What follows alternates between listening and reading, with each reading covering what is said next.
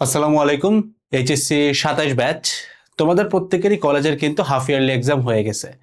সব কলেজের রেজাল্ট দেয় নাই, তবে তোমরা জানো যে তোমাদের মেজরিটির মাথায় আছে যে ভাই এখন আগে কিন্তু এটা কখনো প্ল্যান করো নাই, বাট তোমার এখন মনে হইতেই পারে যে ভাই হাফ ইয়ারলি থেকে পাস করতে পারবো।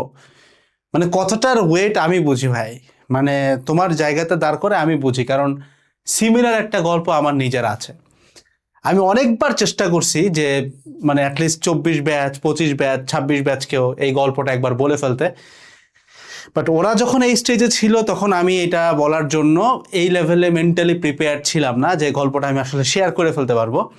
বাট 27 ব্যাচ যখন এই সিচুয়েশনে আছে, আমার কাছে মনে হয় this is the perfect time তোমাকে আমি আমার নিজস্ব সেই গল্পটা বলি যে কিভাবে হাফ ইয়ারলিতে একদম টানে টুনে পাশ করা একটা ছেলে কিভাবে ইয়ার ফাইনাল জাস্ট কিছু দিনের মধ্যেই, কয়েক মাসের মধ্যেই ইয়ার ফাইনাল দিয়ে নটরডেম কলেজের মতো একটা জায়গাতে আমি টপ 100-এ একটা জায়গা করতে পারছিলাম আলহামদুলিল্লাহ। ওই জার্নিটা আসলে কি ছিল, তো প্রথমত তোমাকে কিছু জিনিস একটু ক্লিয়ার করি। দেখো, স্কুল লাইফে আমি মোটামুটি যে খুব খারাপ স্টুডেন্ট ছিলাম তা না, তবে স্কুল লাইফে এই স্টোরিটা আমি কোথাও শেয়ার করি নাই, আজকে একটু বলে ফেলি। স্কুল লাইফে আমি কখনোই কোনো প্রাইভেটে যাই নাই, অর্থাৎ আমি কোনো কোর্স, তখন তো অনলাইন কোর্স নাই, আমার সময়ের কথা বলতেছি, স্কুল লাইফ সেই 17-18 সাল, কোনো প্রাইভেট কোচিংয়েও যাই নাই। মানে আমি না বাসায় কোনো ভাইয়া রাখতাম, তো সবসময় নিজেই পড়ছি। তো নিজে পড়ার কারণে হয়তো গেলে কি হয়তো যে যেটা যে আমার পড়ালেখা অনেকটাই একটু মুখস্থ সেন্টার্ড ছিল। অর্থাৎ দেখা গেছে সার্কিটের একটা ম্যাথ আমি মুখস্থ করে সলভ করছি, ছোটবেলার কথা বলতেছে। তো 9-10-এ কিন্তু তোমরা রিলেট করতে পারবা যে না বুঝলে অনেক কিছুই মুখস্থ করে ফেললে পার পেয়ে যাওয়া যায়।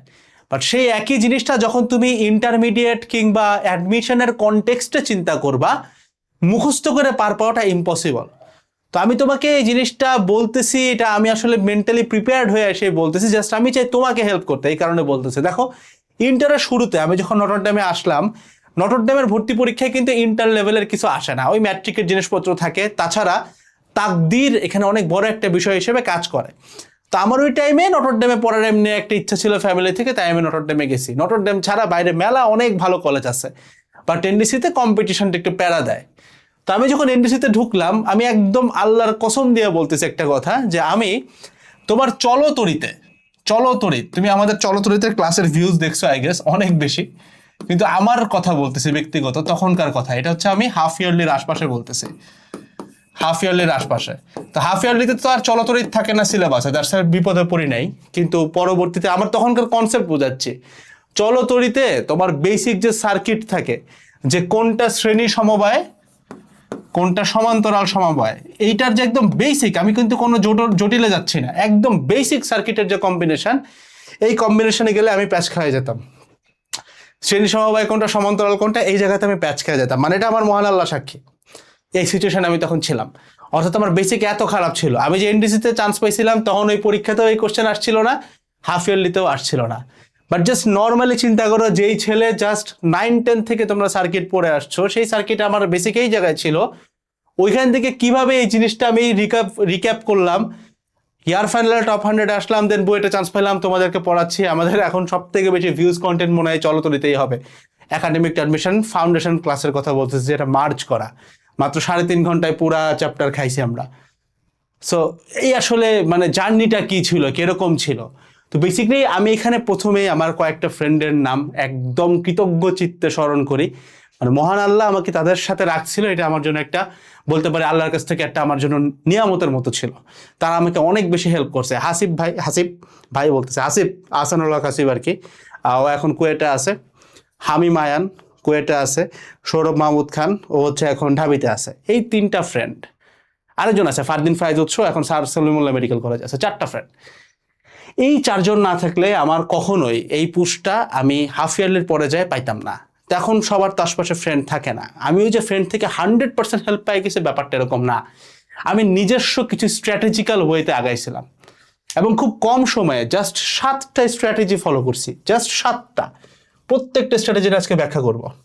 7টা স্ট্র্যাটেজি ফলো করে হাফ ইয়ারলির একদম কোন রকম টান টুন দিয়ে পাশ করে একটা ছেলে ইয়ার ফাইনালে যায় এনডিসির মতো জায়গায়, 2000 স্টুডেন্ট পড়ে যেখানে, টপ 100-এর মধ্যে ঢুকছে। অ্যান্ড দেন তারপরে জার্নিটুকু তোমরা সবাই জানো, বাট এইটুকু জার্নিতে একটা গ্যাপ আছে। আরেকটা জিনিস বলে রাখি, যারা আলটিমেট সিলেবাসের কন্টেন্টগুলো আমার দেখো, আমি আলটিমেট সিলেবাসের এপিসোডগুলোতে বারবার একটা জায়গায় আমি ইঙ্গিত দিছি যে আমি একটা সময় লাইফে সৃষ্টি করতে থেকে অনেক দূরে চলে গেছিলাম। আমার এনডিসি লাইফের শুরু থেকে হাফ ইয়ারলি এক্সামের মাঝখান টাইমটা পর্যন্ত এই টাইমটা ছিল আমার এই পিরিয়ডটা। অর্থাৎ এই পিরিয়ডে আমি আমার মহান আল্লাহ থেকে অনেক দূরে ছিলাম, অ্যান্ড এরপরেই আমার রিয়েলাইজেশনগুলো কিক ইন করা শুরু করে। সেই ভিডিওটা কিন্তু অনেক কিছুর উত্তর দেবে। নিচে টাইম স্ট্যাম্প দিয়ে রাখছি, 7টা স্টেপে যাবা, আলটিমেট সিলেবাসের যে কথাটা বলছি ওইটার উত্তর এখানে 5 নম্বরে আছে। সো সবগুলো পয়েন্ট অবভিয়াসলি চেক করে যাবা। তোমার সলিউশন আজকে হবে। হাফ ইয়ারলিতে যত খারাপ হয়েছে, আগামী যে কয়দিনই হোক না কেন, মোটামুটি 5-6 মাসের মধ্যে তোমার 100% ফুল সিলেবাস শেষ হয়ে আসবে, এবং তোমার ইয়ার ফাইনালে তুমি টপ 100 লেভেলে একটা র্যাঙ্ক করে আসতে পারবা। যারা ধরো এনডিসির মতো কলেজে আসো যেখানে অনেক স্টুডেন্ট, বা ধরো যারা ঢাকার বাইরের কোনো কলেজে আসো, ওইখানে টপ 10-এ যাওয়ার মতো ক্যালিবার তুমি নিতে পারবা, একদম টপার লেভেল একটা কামব্যাক তুমি দিতে পারবা। জাস্ট স্ট্র্যাটেজিগুলো মাথায় শোনো। 1 নাম্বার, বেসিক ফিক্স করো ভাই। এইটার ভাই কোনো না নাই, মানে তোমাকে যে যেটা বুঝাক, বেসিক তোমাকে ফিক্স করতেই হবে। 9-10-এ ম্যাট্রিকে বেসিক ছাড়া ভাই পার পেয়ে যাওয়া যায়, বাট ইন্টার অ্যাডভান্স অ্যাডমিশনে আসলে তোমার বেসিক করাটা এটা অবশ্য কর্তব্য একটা কাজ। তুমি দেখো আমাদের একাডেমিক অ্যাডমিশন, এইখানে ফিজিক্স কেমিস্ট্রি ম্যাথ সবগুলোর জন্যই মেইন যে জিনিসটা সেটা কি বলতো, সেটা হচ্ছে আমাদের ফাউন্ডেশন ক্লাস। ছোট ছোট টপিকগুলো আমরা অনেক কম্প্যাক্ট করে রাখি যেন তুমি বেসিকটা শেষ করো। যেটা হয় কি, অনলাইনে একটা কমপ্লেন আমরা বারবার শুনি যে ভাই ক্লাস তো অনেক বড়, শেষ হয় না, বেসিক কেমনে শেষ করবো ভাই? এক চ্যাপ্টার শেষ করতে আবার 3 মাস চলে যাচ্ছে, এক চ্যাপ্টার শেষ করতে আবার মাসখানেক চলে যাচ্ছে, এক চ্যাপ্টারের নোট হয়েছে ভাই 2টা খাতায়, 2-3টা খাতা মিলে আমার একটা নোট হয়েছে, তাহলে আমি বেসিক মাথায় রাখবো কেমনে ভাই? সো দ্যাটস ওয়াই আমরা এই যে কম্প্যাক্ট ক্লাসগুলো আনি। দেখা যায় যে ধরো তোমরা টপ নচ ক্লাস করছো, এসিএস এর ক্লাস করতেছো, বিপির ক্লাস করতেছো ভাই, এক একটা মানে 100% লেভেলের ক্লাস। বাট যখন তোমার এই কনসার্নটা আসে যে ভাই আমার লেকচার শিট অনেক বড় হয়ে যাচ্ছে, 2টা খাতা 3টা খাতা হয়ে যাচ্ছে একটা চ্যাপ্টারে, তখন আমরা দাঁড়ায় যাই ওই ক্লাসগুলোকে কম্প্যাক্ট করে ফাউন্ডেশন ক্লাস আকারে টপিক ওয়াইজ ওয়েবসাইটে দেই, যেটা আমাদের main product foundation class. Academic অ্যাডমিশনে ফাউন্ডেশন বাদেও সবগুলো কোর্সের অ্যাক্সেস পাওয়া যায়। রিভিশন ব্যাচ বলো, অ্যাডমিশন বলো, প্রি অ্যাডমিশন বলো, সব কিছুর অ্যাক্সেস আছে। কুপনও পাবা, তুমি কুপন দিয়ে দিচ্ছি গোল্ড 27, কুপনটা অ্যাপ্লাই করলে ফ্ল্যাট একটা ডিসকাউন্ট পাবা এই কোর্সে। কিন্তু কথা হচ্ছে দেখো, এই যে ফাউন্ডেশন ক্লাসটা আমরা এত এফোর্ট দিয়ে কেন কম্প্যাক্ট করি, কেন এটার শিরোনামটা এরকম, এটার পিছনের one of the biggest reason হচ্ছে আমার লাইফের এই জার্নিটুকু, যে সংক্ষেপে সবকিছু একখানে দিতে হবে। কারণ আমি চাই স্টুডেন্টগুলো যেন বেসিক নিয়ে বাড়িতে যায়। এই জাস্ট বেসিক যদি তোমার না থাকে, তুমি মেট্রিকে ভাই গোল্ডেনও পাওয়া পসিবল, ট্রাস্ট মি, এসএসসিতে গোল্ডেন পাওয়া পসিবল, ইন্টারে পসিবল না। দ্যাটস ওয়াই যেমনে হোক বেসিক কভার করতে হবে। বেসিক মানে কি ভাই? এটা অনলাইনের একটা কোশ্চেন, বেসিক মানে কি বুঝি না। বেসিক মানে হইতেছে ধরো তুমি যতটুকু তথ্য জানলে এইচএসসি লেভেলে টেস্ট পেপারের ম্যাথ বোর্ড কোশ্চেন সলভ করতে পারো, চিন্তা করে সলভ করতে পারো, এইটাই তোমার এইচএসসি লেভেলের বেসিক। যতটুকু তথ্য জানলে তুমি অ্যাডমিশনের একটা ধরো ইঞ্জিনিয়ারিং কোশ্চেন ব্যাংকের একটা ম্যাথ সলভ করতে পারো, এইটা তোমার ইঞ্জিনিয়ারিং অ্যাডমিশনের বেসিক। অর্থাৎ তুমি নিজে সলভ করতে পারো, এটাকেই বেসিক বলে। সো প্রথমবারে তুমি না দেখে সলভ করতে পারবে এমনটা ঘটবে না, সমস্যা নাই, কোশ্চেন রিপিট হয়। মেজরিটি 70-80% কোশ্চেনে রিপিট হয় ভাই, সবখানে হয়। আজকে লিখে রাখো, তুমি বছর কা বছর এটার উদাহরণ পাবা, হয়। আমাদের চ্যানেলের শুরুতে কমনের প্রুফ দেওয়া আছে, তুমি দেখবা কি পরিমাণ প্রশ্ন রিপিট হয় এবং কি পরিমাণ প্রশ্ন আমরা কমন দেই বুয়েটের মতো জায়গাতে। তো দ্য থিং ইজ, জিনিসপত্র রিপিট হবেই, বাট বেসিক যে ব্যাপারটা, যে ভাই আমি জিনিসটা অ্যাকচুয়ালি বুঝতেছি যে একটা প্রাস এভাবে গেলে কি হবে, বিন্যাসের ক্ষেত্রে দল গঠনটা আসলে কেমনে হইলে, জিনিসটা আমি বুঝি ভাই, এই জিনিসটাকে বেসিক বলে। বেসিক ডাজেন্ট মিন তোমার 4-5 খাতা হইতে হবে ওইটা নিয়ে লেখা, এমন না। পুরা জিনিসটা সামারাইজ করে তোমার 10 পেজে নিয়ে আসো না। ফাউন্ডেশন ক্লাস তুমি যদি জাস্ট রাইট ডাউন করো 10-15 পেজ হবে, এটাই বেসিক। অর্থাৎ তুমি বুঝো, জানো ভাই, হ্যাঁ আমি এটা বুঝছি, দ্যাটস বেসিক, ঠিক আছে। সেকেন্ড পয়েন্ট আসো, রিসোর্স কমাও। তো হাফ ইয়ারলিতে দেখা যায় কি ভাই, আমরা অনেকগুলো বই পড়ি। যেমন ধরো কেমিস্ট্রির ক্ষেত্রে 4-5টা রাইটার অনেকে কিনে ফেলে, ফিজিক্সের ক্ষেত্রে 3-4টা রাইটার পড়ে ফেলে। মাথায় রাখতে হবে এত জিনিস তুমি পড়ে যেতে পারবা না। আমি অস্বীকার করতেছি না, পড়া দরকার আছে, আমি একদম অস্বীকার করতেছি না, পড়া দরকার আছে। যেমন ফাউন্ডেশন ক্লাসের জাস্ট উদাহরণটা দেই, আমি নিজে কি করছি। আমরা এইটার যখন ভাই লেকচার শিট তৈরি করছি, আমার এনডিসি লাইফের লেকচার শিট আমি দেখছি, তারপরে উদ্ভাসের লেকচার স্লাইড আমি দেখছি, উদ্ভাসে আমার সময় যে লেকচার শিট ছিল সেটা দেখছি, উদ্ভাসের কনসেপ্ট বুক দেখছি, টেক্সট বুকের কয়েকটা রাইটার দেখছি, টেস্ট পেপার দেখছি, গাণিতিক পদার্থ দেখছি, কয়েকটা রাইটারের ম্যাথ দেখছি, তারপরে কোশ্চেন ব্যাংক দেখছি, কিছু অ্যাডভান্স প্রবলেম মিলায়া দেন আমাদের ফাউন্ডেশন ক্লাস আসে। বেসিকও থাকে, ম্যাথও থাকে, একদম জিরো থেকে ধরা। তো অনেক কিছু জানা লাগে, বাট এখানে ছোট্ট একটা কথা আছে, কি কি পড়তে হবে এইটা জানার থেকে বেশি ইম্পর্টেন্ট কি কি পড়া যাবে না এইটা জানা। আবারও বলতেছি ভাই, কি কি পড়তে হবে এইটার থেকে বেশি ইম্পর্টেন্ট হচ্ছে কি কি পড়া যাবে না এইটা জানা। দেখো, হালাল খাবারের অভাব নাই, হারাম খাবার কিন্তু সীমিত। তবে হারাম খাবার কি কি এটা আল্লাহ মেনশন করে দিছেন। সো তুমি যদি হারাম জেনে যাও, হালালটা অটোমেটিক্যালি বের হয়ে আসতেছে। সো কি কি করা যাবে না, কি কি করা যাবে না এটা বুঝতে হবে। অর্থাৎ ধরো তপন স্যারের বইয়ের মোটামুটি সব পড়া যাবে, একজন এসে বললো অনুশীলনীটা পড়া যাবে না, এই তথ্যটা তোমার ইম্পর্টেন্ট জানা।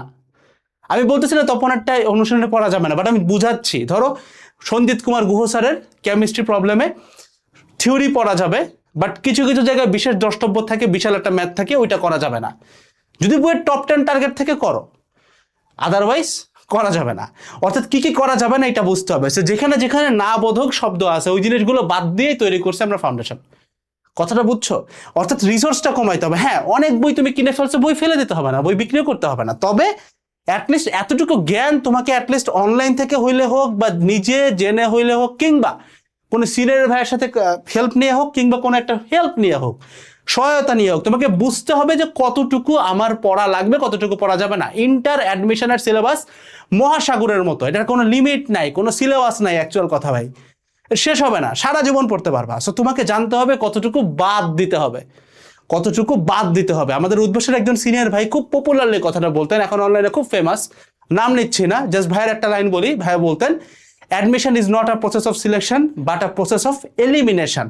অর্থাৎ অ্যাডমিশন কোনো সিলেকশনের প্রসেস না, এটা এলিমিনেশনের প্রসেস। এলিমিনেশন মানে কি? বাদ দেওয়ার process. So you have to learn বাদ দেয় কেমনে। থার্ড পয়েন্ট আসো, চেঞ্জ ইউর সার্কেল। আমি হাফ ইয়ারলিতে যখন রেজাল্টটা খারাপ হইলো, আমি খেয়াল করলাম আমার আশপাশে যতগুলো ফ্রেন্ড আছে, এনডিসির ফ্রেন্ড নিয়ে বলতেছি, তাদের লাইফ নিয়ে গোল খুব বেশি না, মানে they are happy with their situation. Happy থাকা আর সন্তুষ্ট থাকা এবং আরো চাওয়া, এর মধ্যে একটা পার্থক্য আছে। সবসময় আমি বলি স্টুডেন্টদেরকে যে সবসময় আলহামদুলিল্লাহ বলবা, তবে এইটা কখনো ভুলবা না যে মহান আল্লাহ চাইলেই তোমাকে অনেক কিছু গ্র্যান্ট করতে পারেন। সো তুমি যদি মহান আল্লাহর কাছে জিনিসটা চাইতে না পারো, এটা তোমার ব্যর্থতা, এটা তোমার ব্যর্থতা। সো অল্পে তুষ্ট থাকাটা ভালো, সন্তুষ্ট থাকা ভালো, তবে লাইফে কখনো ক্ষুধা কমাইতে নাই। আলহামদুলিল্লাহ বলবা এবং আল্লাহর কাছে আরো চাবা, আল্লাহ দেখবা আরো দিবেন। অর্থাৎ এই মুহূর্তে দ্বারা আমি বুঝতে পারছিলাম যে আমার সার্কেলের মধ্যে ভাই ইন্সপায়ারিং পিপল দরকার। আমার সার্কেলের মধ্যে এমন লোক দরকার যে হয়তো বুয়েটে চান্স পাওয়ার মতো স্বপ্ন দেখতে পারে। এমন ফ্রেন্ড বাদ দিতে হবে যে জাস্ট চিন্তা করতেছে জিপিএ 5 কোনো রকম পাইলেই হয়েছে। আমাকে লাগবে টপ ইউনিটে টপ ক্যালিবারে চান্স পাইতে পারে এরকম মাইন্ডসেট যোদ্ধা টাইপের বন্ধু। সো তাদেরকে আমি তখন আমার সারাউন্ডিংয়ে আনা শুরু করছিলাম। So change your circle. যদি তুমি বুঝো আশপাশের মানুষজন খুব বেশি ডিলিউশনাল, এরা এমনিই তোমাকে পিছিয়ে দিবে। ফোর্থ পয়েন্ট আসো, ইম্পর্টেন্স অফ গাইডলাইন। আমার এলাকায় একজন ভাই ছিল, উনি হচ্ছে এখন রিসেন্টলি ইস্ট ওয়েস্ট ইউনিভার্সিটির লেকচারার, অ্যান্ড হচ্ছে উনি ঢাকা ইউনিভার্সিটি থেকে ম্যাথমেটিক্স ডেপ থেকে পড়ছেন। তো ভাইয়ের নাম হচ্ছে মিনহাজ তুর্য। ভাই আমাদের এলাকারই। তো আমি হাফ ইয়ারলিতে খারাপ করার পরে আমি একটা জিনিস ভাবতাম, শুরুতে ভাবতাম যে ইন্টারে গাইডলাইন কি দরকার, ম্যাট্রিক গাইডলাইন ছাড়া পার করছি, ইন্টারেও গাইডলাইন লাগবে না। হাফ ইয়ারলির পরে ভাইয়ের সাথে আমি অনেক হাঁটাহাঁটি শুরু করলাম, বিকালে সন্ধ্যায় হাঁটতাম, অনেক কিছু নিয়ে প্রশ্ন করতাম, ভালো জায়গায় চান্স পাই কেমনে, পড়ে কেমনে, কি বাদ দিব, কোন বই পড়বো, কি করব। গাইডলাইন খুব ইম্পর্টেন্ট একটা ব্যাপার। একটা খেয়াল করতে হবে, ইউটিউবের গাইডলাইন ভিডিও তোমাকে অনেক হেল্প করে, যেমন এই guideline video is helping you a lot, হয়তো ইনশাআল্লাহ আমি এই কাজটাই করি। তবে একটা ব্যক্তির সাথে তুমি পার্সোনালি কথা বললে যে গাইডলাইনটা পাবা, সেটা কিন্তু অনেকটা মানে আনম্যাচেবল। ধরো আমাদের এখানে একটা লাইফ টাইম সার্ভিস হচ্ছে কনফারেন্স কল, প্রতি সপ্তাহে একবার করে বসি, সব স্টুডেন্ট তারা আনমিউট করে একে একে করে প্রশ্ন করে, আমি উত্তর দেই, একদম পার্সোনাল, মানে একদম পার্সোনাল অ্যাটাচমেন্ট। ধরো শিক্ষকের সাথে একজন স্টুডেন্ট পার্সোনালি কানেক্টেড হয়ে কথা বলতেছে, এই জিনিসটা তুমি পৃথিবীর অন্য কিছু দিয়েই ম্যাচ করতে পারবা না। মানে তোমাকে যেই সলিউশনে দেখ না কেন, একজন লোক যে তুমি যেখানে চান্স পেতে চাও ওখানে চান্স পেয়ে বসে আছে, তার সাথে সরাসরি কথা বলে প্রবলেম সলিউশন করে ফেলাটা, ম্যাথ সলভ বলতেছি না, প্রবলেম মেন্টাল ইস্যুস কোনটা কতটুকু পড়বো, এইটার সলিউশনটা ইজ আ ডিফারেন্ট থিং। আমি এটা যখন বুঝছিলাম তখন আমি ভাবতাম যে ভাইয়ের সাথে আমার রেগুলার হাঁটাহাঁটি ঘুরতে হবে, এই জ্ঞানটা পাওয়ার জন্য ঘুরতে হবে। সো সবার হয়তো ঘোরার চান্স হয় না, দ্যাটস ওয়াই আমরা এই যে সপ্তাহে প্রতি সপ্তাহে একবার করে বসি, লাইফ টাইম একদম অ্যাডমিশনের এক পর্যন্ত ইনশাআল্লাহ বেঁচে থাকলে বসবো। রিজন হচ্ছে আমি ওই অভাবটা পূরণ করতে চাই, যে অভাবটা আমার হাফ ইয়ারলির পরে 27 ব্যাচ যদি আমি আজকে হইতাম, আমার যে অভাবগুলো ছিল সেই অভাবগুলোই আমি তোমার পূরণ করার চেষ্টা করি ভাই। এডেড গ্রুপের কাজই এটা, ঠিক আছে। এবার আসো fifth, the belief or the ইমান। সো এনডিসির কোনো দোষ আমি দিতে পারি না, এটার সাথে আমারই দোষ। সেটা হচ্ছে মানে এনডিসির ব্যাপারটা কি ভাই, এনডিসির আশপাশে অনেক ধরনের পাবলিক থাকে, কেউ এইথিয়েস্ট, কেউ সেকুলার, অনেক মাইন্ডসেটের লোকজন থাকে। তো সারাউন্ডিং যে একদম আমাকে ইম্প্যাক্ট করে নাই সেটা বলার সুযোগ নাই, তবে এনডিসি থেকে অনেক ভালো ইলম আলা এবং অনেক আলেমকে আমি বের হইতে দেখছি এনডিসি থেকে। সো আছে সো এখানে আমি এনডিসির দোষ দেই না, বাট হাফ ইয়ারলির আগ পর্যন্ত আমার লাইফে ওই যে বলে না যে ছেলেদের বয়স সন্ধিকালে অনেক চিন্তা ভাবনা আসে, বাচ্চা কাচ্চা তখন মনে করে যে ভাই আমি বাপ দাদার থেকেও বেশি স্মার্ট, ওই ব্যাপারটা আমার মধ্যে ছিল। দ্যাটস তখন আমি দেখা গেছে নামাজ কালাম পড়তাম না, আলটিমেট সিলেবাসের এপিসোডগুলোতে এগুলো আমি অনেক সুন্দর মতো এক্সপ্লেন করছি কি কি ঘটনা ঘটতো। সো ওই জিনিসগুলো আমার মধ্যে খুব বেশি রিয়েল ছিল, গান শোনা থেকে শুরু করে নামাজ কালাম কম পড়া থেকে শুরু করে ইবাদত না করা, আল্লাহর নাম না নেওয়া। যেখানে আমি এখন দেখা যায় যে হাঁটতে উঠতে চলতে বসতে দুরূদ শরীফ পড়তেই থাকি, তখন আমি এরকম ছিলাম। সো হাফ ইয়ারলির পরে একটা ঘটনা ঘটে, যে ঘটনাটা আমি অনেকখানি এক্সপ্লেন করছি। এর পরবর্তীতে আমি আমার মধ্যে নিজের মধ্যে 100% বলাটা পাপ হবে, আল্লাহ জানেন, বাট সর্বোচ্চটুকু আমি মানুষ হিসেবে যতটুকু ফিল করতে পারি, আল্লাহ আরও বাড়ায় দেন, তাকু আরও বাড়ায় দেন, ইমান আরও বাড়ায় দেন। বাট আমি ফিল করছিলাম যে আমি একজন এখন ইমানদার ব্যক্তি, যে আল্লাহর জন্য অনেক স্বার্থ ত্যাগ করে ফেলতে পারে। সো এই ট্রানজিশনটা আমার এক্স্যাক্টলি হাফ ইয়ারের পরে হয়েছিল, ওই টাইমটাতে। আরও একটা মেজর ট্রানজিশন সামনে আসে, ওইটা নিয়েও আলটিমেট সিলেবাসে আমি কথা বলছি। বাট যাই হোক, কথা হচ্ছে ভাই তুমি যতক্ষণ তোমার সৃষ্টিকর্তা থেকে দূরে থাকবা, সৃষ্টিকর্তা তোমাকে কিছু রিজিক দিবেন, এটাতে কোনো সমস্যা নেই, আল্লাহ রিজিক বন্ধ করেন না, রিজিক পাবা। বাট তুমি তোমার বিলিফের মধ্যে থাকলে যে বেস্টটা পাইতা ওইটা সবসময় পাবা না, সেটা মাথায় রাখো। কলেজ লাইফের প্রথম দিকে নিজেকে সেকুলার ভাবতে অনেকের অনেক পেনিক লাগতে পারে, অনেক কুল মনে হইতে পারে যে ভাই আমি secular Agnostic, but this are not কুল ভাই, আস্তাগফিরুল্লাহ, দিস আর নট কুল। বরং কুল হচ্ছে ভাই এই কুল সমাজের মধ্যে একজন পাক্কা ইমানদার হওয়াটা হচ্ছে কুল, সেটা মাথায় রেখো। ওই পথে চললে দুনিয়া না পাইলেও আখিরাত তোমার আছে। তুমি ভালো না করতে পারলেও তোমার বাপ মা ভালো করবে, কেউ না কেউ তোমার কারণে উপকৃত হবে না, এবং তাকে তুমি অনেক ভালোবাসো, জিনিসটা বুঝছো। 6th আসো, ইবিআই এর ফোকাস কমানো। ম্যাট্রিক লাইফে আমরা প্রত্যেকটা সাবজেক্টকে সিমিলার ফোকাস দিয়ে অভ্যস্ত, কারণ সব সাবজেক্টে এত ইম্পর্টেন্স থাকে না, কারণ ম্যাট্রিকের পরে অ্যাডমিশন টেস্টের কাইচাল নাই। সো ফিজিক্স যতক্ষণ পড়ছি, কেমিস্ট্রি ততক্ষণ পড়ছি, ম্যাথ ততক্ষণ পড়ছি, ইংলিশ বাংলা আইসিটি সব একই পড়ছি। ইন্টারে আসলে ইউ হ্যাভ টু আন্ডারস্ট্যান্ড, তোমার মেইন টার্গেট যদি ইঞ্জিনিয়ারিং হয় তাহলে তোমার মেইন 3টা সাবজেক্টের সব থেকে বেশি ফোকাস রাখতে হবে। অন্যগুলো পড়া যাবে না তা বলতেছি না, অন্যগুলো পড়ো, সপ্তাহে 1-2বার পড়ো, বাট তোমার target engineering, main subject physics, math, chemistry, এই 3টাতে 100% ফোকাস দিতে হবে, 100%। বাকি একটু টাইম সপ্তাহে 1-2 দিন তুমি অন্য বিষয় দেখতেও পারো। বাট একটা জিনিস বুঝো, ইংলিশ বাংলা আইসিটিতে তোমার কিন্তু ভাই লজিক্যালি বুঝো, ফিজিক্স কেমিস্ট্রি ম্যাথে বুয়েট 93% চায় বসে, বাট ইবিআইতে কিন্তু জাস্ট জিপিএ 5 পাইলেই হয়ে যায়। সো যেই সাবজেক্টে তোমার 80% পাইলে হয়ে যায় ভার্সেস যেগুলোতে তোমার 93% পাওয়া লাগে, দুইটার প্রিপারেশন কখনোই এক হবে না। সো মেইন ফোকাস যেন পিসিএমে থাকে। ইবিআই এর জন্য ভাই এখন অনলাইনে যথেষ্ট জোস সলিউশন আছে, অনেক ভাইয়ারা ক্লাস নেন, জাস্ট উইকলি 1-2 দিন টাইম দিলেই কিন্তু 100% আউটপুট নিয়ে আসা যায়। সেখানে ফোকাসটা একটু কমাইছিলাম আমি, এটা আমার একদম ক্লিয়ারলি মনে আসে। 7, সেটা হচ্ছে প্রিভিয়াস ইয়ারের কোশ্চেন সলভ করা। ইন্টারে উঠলে হয় কি ভাই, আমাদের মাথায় একটা জিনিস ঢুকে যে এইচএসসি মনে হয় এসএসসির মতো, অর্থাৎ ম্যাট্রিকের কোশ্চেন তো সহজ হয়, ইন্টারের কোশ্চেনও মনে এরকম হবে, মানে একটা ওই যে বদ্ধমূল ধারণা আছে না যে বোর্ড কোশ্চেন তো সহজ হয়। বাট দ্য ট্রুথ ইজ, তুমি যদি এইচএসসির জাস্ট যে কোনো বোর্ড, ওই কুমিল্লা বোর্ড যশোর বোর্ড খুলতে হবে না, যে কোনো র্যান্ডম বোর্ড তুমি ফিজিক্সের একটা কোশ্চেন উল্টায় দেখো, তুমি দেখবা কোশ্চেন যথেষ্ট স্ট্যান্ডার্ড হয়, যথেষ্ট স্ট্যান্ডার্ড হয়, অর্থাৎ এটা তুমি কোনোভাবে ম্যাট্রিক দিয়ে জাজ করে আসতে পারবা না। ইন্টারের বোর্ড কোশ্চেন সলভ করতে পারাটাও একটা ট্যালেন্ট। তো যারা এখন পর্যন্ত প্রিভিয়াস ইয়ারের কোশ্চেন দেখো নাই, বস তোমাদের জন্য আমরা আর্কাইভ অ্যাড করে রাখছি বিগত বছরগুলোর, জাস্ট একটু দেখো, বিগত বছরের প্রশ্ন দেখো, অথবা সিনিয়র ভাইয়ের কাছ থেকে পুরাতন টেস্ট পেপার নিয়ে এসে ওইটারও কোশ্চেনগুলো দেখো, কোশ্চেন প্যাটার্ন কেমন হয়, ওইগুলো সলভ করার ট্রাই করো। তাইলে তুমি ওই যে ওয়েলকাম টু দ্য রিয়েলিটি এই মোমেন্টটা ঢুকবা, তার আগ পর্যন্ত ওই রিয়েলিটি তোমার দেখা হবে না। সো 7টা পয়েন্ট আমি তোমাকে ডেলিভারেটলি ব্যাখ্যা করলাম, যেগুলো সলভ করার মাধ্যমে আমি হাফ ইয়ারলিতে কোনো রকম বের হওয়া একটা পাবলিক, কোনো রকম বেসিক নিয়ে বের হওয়া পাবলিক ইয়ার ফাইনালে টপ 100-এর আশপাশে চলে যেতে পারছিলাম। All credit to the almighty Allah. But Allah আমাকে উসিলা হিসেবে ওই 7টা পয়েন্ট দিছিলেন। যারা 7টা পয়েন্টের যে কোনো একটা পয়েন্টও মিস করে গেছো ভাই, টাইম স্ট্যাম্প থেকে দেখে নিয়ে পয়েন্টার একটু উত্তর জেনে নিও, কারণ হইতে পারে এই পয়েন্টগুলো তোমার কাছে উসিলা হিসেবে আসতেছে একটা 100% বেস্ট একাডেমিক কামব্যাকের জন্য। আসসালামু আলাইকুম, এইচএসসি 27 ব্যাচ, টাটা।